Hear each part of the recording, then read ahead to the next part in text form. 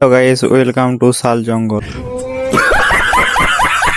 আমরা এখন যাচ্ছি মন্ডলকবি শাল জঙ্গল হয়ে মিক্সচার আনতে যাচ্ছি। আমাদের এখানে ঠিক মতন মিক্সচার পাওয়া যাচ্ছে না, তার জন্য এখন মিক্সচার আনতে যাচ্ছি। রাস্তাটা নতুন করেছে আর সাইডে শাল গাছগুলো কত সুন্দর দৃশ্য দেখাচ্ছে।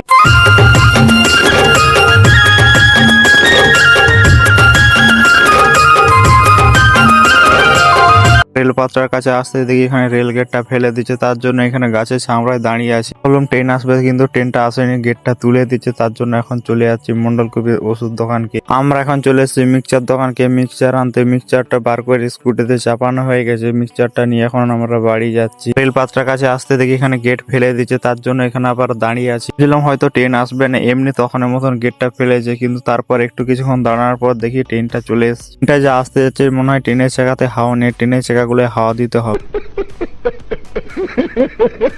যা হোক করে চাকাগুলো কম পামে ট্রেনটা পেরিয়ে গেছে, এখন গেটটা তুলে দিয়েছে। তো আমরা এখন বাড়ি দিয়ে যাচ্ছি। আমি এখন বাড়িকে চলে এসেছি মিক্সচারটা নিয়ে। তো আজকে এই পর্যন্ত, আর গ্রাম বাংলার ব্লগ নিয়ে আবার আসছি।